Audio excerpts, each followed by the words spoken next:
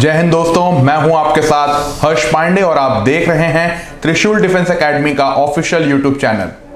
आज हम लोग यूएस प्रेसिडेंट इलेक्शन 2020 के लेटेस्ट अपडेट के साथ हाजिर हुए हैं। जो बाइडेन बनाम डोनाल्ड ट्रंप की लड़ाई अब दिलचस्प मोड़ पर पहुंच चुकी है। इलेक्शन के रिजल्ट सामने आ चुके हैं जो कि फिलहाल काउंटिंग की प्रोसेस में हैं। ताज़ा आंकड़ों के मुताबिक 538 इलेक्टोरल वोट्स में से जो बाइडेन को 264 यानी 264 और मौजूदा राष्ट्रपति डोनाल्ड ट्रंप को 214 वोट्स मिले हैं। रिपब्लिकन पार्टी और डेमोक्रेट पार्टी के उम्मीदवारों की तरफ से अपने अपने जीत के दावे किए जा रहे हैं, लेकिन डोनाल्ड ट्रंप ने आसानी से सत्ता छोड़ने की इच्छा जाहिर नहीं की है। वहीं जो बाइडेन कानूनी विकल्पों पर विचार कर रहे हैं। डोनाल्ड ट्रंप ने भी इलेक्टोरल फ्रॉड का मुद्दा उठाते हुए कोर्ट जाने की बात कही है। तो ऐसे में समझते हैं कि अगर डोनाल्ड ट्रंप चुनाव हारने के बाद सत्ता ट्रांसफर करने से मना कर देते हैं तो इसका अंजाम क्या होगा। पहले यूएस कॉन्स्टिट्यूशन को समझें तो उसमें कहीं भी ऐसा जिक्र नहीं है कि मौजूदा राष्ट्रपति चुनाव हार जाने के बाद नवनिर्वाचित राष्ट्रपति यानी न्यू प्रेसिडेंट को कैसे पावर ट्रांसफर करेगा। ना ही यूएस कॉन्स्टिट्यूशन में ऐसा लिखा हुआ है कि कैसे मौजूदा प्रेसिडेंट से सत्ता ली जाएगी। ऐसे में सीक्रेट सर्विस एजेंसी और नए प्रेसिडेंट की भूमिका अहम हो जाती है। एक्सपर्ट्स की माने तो नए प्रेसिडेंट सीक्रेट एजेंसी के अध्यक्ष होते हैं और वो उन्हें ऑर्डर दे सकते हैं कि मौजूदा प्रेसिडेंट जो इलेक्शन हार चुके हैं वो व्हाइट हाउस को खाली करें।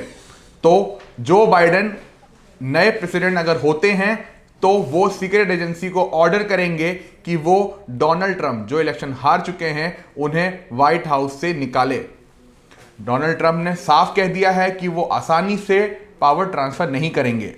तो secret agency new president Joe Biden के प्रति अकाउंटेबल होगी, उनके अंडर काम करेगी, इसलिए वो जो बाइडेन के कहने पर डोनाल्ड ट्रंप को व्हाइट हाउस से हटा सकती है। अभी भी जो बाइडेन को एब्सोल्यूट मेजॉरिटी नहीं मिला है।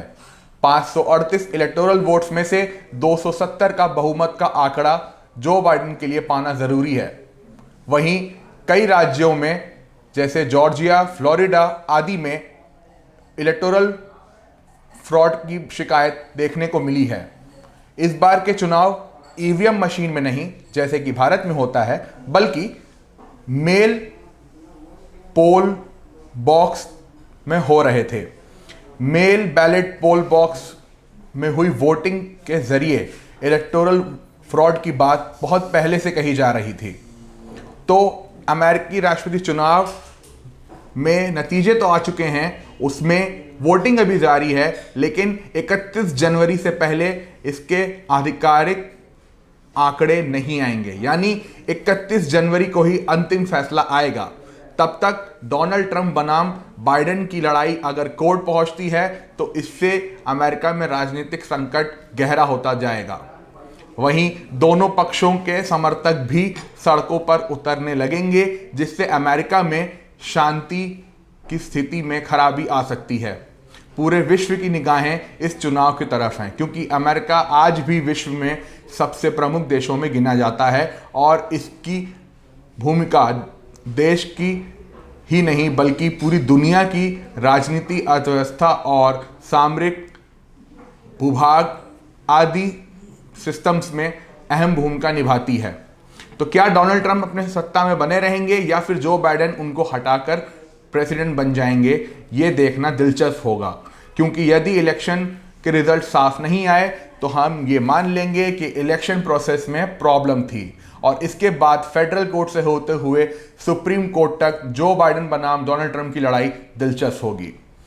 इंडिया से कंपैरिजन करें तो यहां पर महीनों इलेक्शंस होते हैं, उसके बाद एक दिन में रिजल्ट आता है, लेकिन इसके ऑपोजिट अमेरिका में एक दिन में वोटिंग होती है और महीने भर बाद इसके रिजल्ट आते हैं।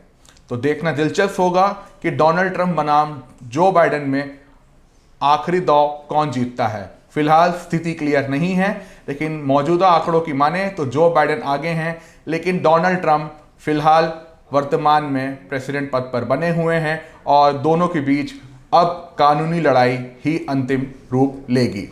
तो ये था हमारा वीडियो जिसमें हमने आपको बताया यूएस इलेक्शन 2020 का लेटेस्ट अपडेट। ऐसी वीडियोस के लिए सब्सक्राइब करें हमारे चैनल को और बेल आइकन जरूर दबाएं ताकि आपको नोटिफिकेशंस फौरी तौर पर मिल सकें। जय हिंद।